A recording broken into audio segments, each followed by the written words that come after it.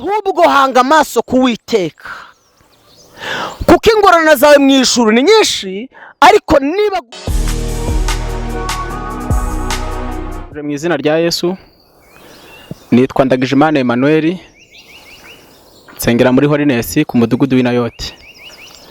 Shimye Imana n'umwana wayo kuba mbonetse ahangaha kuri iyi cano. Imana y'amahoro yabwa icyubahiro. Twarabisengeye igihe kirekire, ariko dushimiye Imana ko umuhamagaro wacu byose ubu ngubu Imana yacu yabwa icyubahiro. Mureke tumanze dusenga Imana. Mana, turagushimye, tugushimiye kuri Imana ishoboye byose, tugushimiye kuri Imana y'imbaraga, izina ryawe rihabwa icyubahiro. Wabanye natwe, waturinze, watanze ingabo nyinshi zipfa ku bwacu, izina ryawe rishimwe. Nyemerere mubyeyi mwiza kugira ngo ubane natwe muri aka kanya, imbaraga zawe zigaragare, igitinyiro cyawe kigaragare. Magaritse imbaraga z'abazimu n'abadayimoni, imbaraga z'abacawi, imyuka mibi yose turayihagarika, ahubwo nyemerera umwuka wera abari ugaragara ku buzima bwacu, izina ryawe rihabwa icyubahiro. Urakoze kuri Imana ishoboye byose mu izina rya Yesu, amen. Imana ihabwa icyubahiro. Ubundi ndi umuvugabutumwa, ariko ndi n'umuhanuzi w'Imana. Imana yacu ishimwe. Mureke tumanze dusome ijambo ry'Imana, hanyuma nitumara gusoma ijambo ry'Imana baryo turiganiraho mu kanya gatoya, kugira ngo tubyaze umusaruro aya mahirwe tubonye, izina ry'Uwiteka rihabwa icyubahiro. Matayo ibice 5 umurongo waho wa 11 haravuga ngo, namwe muzahirwa ubwo bazabatuka, bakabarenganya, bakababeshyera ibibi byinshi, babampora.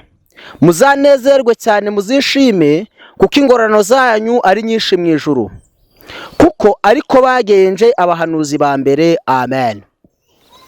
Iri ni ijambo ry'Imana ritubwira kwihangana. Icyo nshaka kukubwira ni ukugira ngo wihangane muri iyi minsi, kuko n'abatubanjirije barihanganye. Iyo batihangana ntabwo bari barageze aho Imana yashatse ko bahagera. Ariko ni wihangana, Yesu azakugezaho Imana, Yesu azakugezaho Imana yagambiriye ku buzima bwawe. Biravuga ngo namwe muzahirwa ubwo bazabatuka, bakabarenganya, ariko babampora. Batagututse baguhora ibindi, ahubwo baguhora Kristo. Ngo uzanezerwe cyane, ngo uzishime, kuko ingororano zawe mu ijuru ni nyinshi. Ikintu kibabaje Imana muri iyi minsi nuko abantu benshi bari kuva mu byizerwa, ngo nuko babavuze, cyangwa ngo nuko babatutse, cyangwa ngo nuko babahoye izina rya Yesu. Kandi ntabwo ariko wakagombye kuvamo ako kanya, ahubwo wakwiye kuzamura imbaraga, warangiza ugahanga amaso kuri Yesu. Kuko rukuvuga ngo ikizamini cyawe cyatangiye cy'amagambo, niba utaravugwa, niba utaragambanirwa, niba utararenganywa, menya ngo ntabwo igihe kiragera kugira ngo uzamurwe. Ariko niba igihe kigeze kugira ngo batangire bagushoreho urugamba.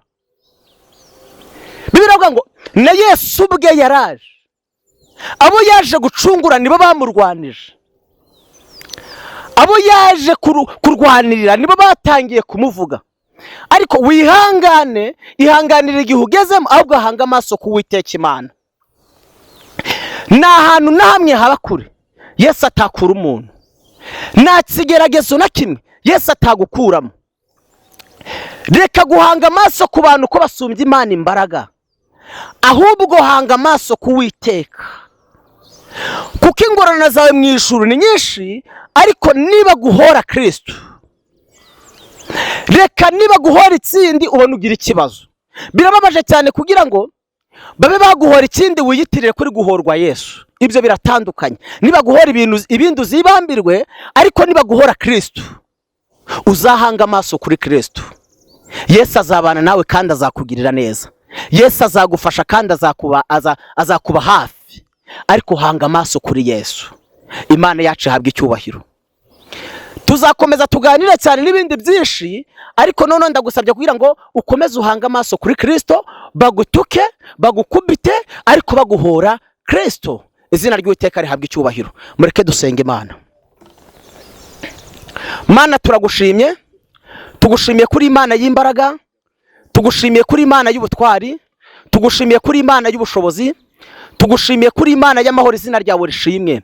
Mu izina rya Yesu Kristo Nazareti turagusabye kugira ngo uganze, iyi cano data wa twese aba ari wowe yizamura izina ryawe rihabwa icyubahiro. Na wundi wadufasha uretse wowe, na wundi waturengera uretse wowe. Mu izina rya Yesu, haba bari mu Rwanda, haba bari muri Amerika, nyemerere data wa twese batsire kubaho gushya, batsire imbaraga nshya mu izina rya Yesu Kristo Nazareti. Babakubite babahora Kristo, unyemerere data uzabafashe, izina ryawe rihabwa icyubahiro. Erira takaria matala garia paria doseke stage zemeni grate kere randu reperia dastala mori grere jetakastire mori grere peria doseke stage. Imbaraga zawe zikomeza ziganze mu izina rya Yesu Kristo Nazareti. Zamura abantu bawe mu izina rya Yesu Kristo Nazareti. Unyemerere data wa twese abazareba ahangaha, abazareba icano, unyemerere data wa twese abarwayi bazakire mu izina rya Yesu Kristo Nazareti. Abafite ibibazo bizamarwe nawe, izina ryawe rishimwe mu izina rya Yesu. Kwaravuze neza ngo nose w'imfubyi kamugaba abapfakazi,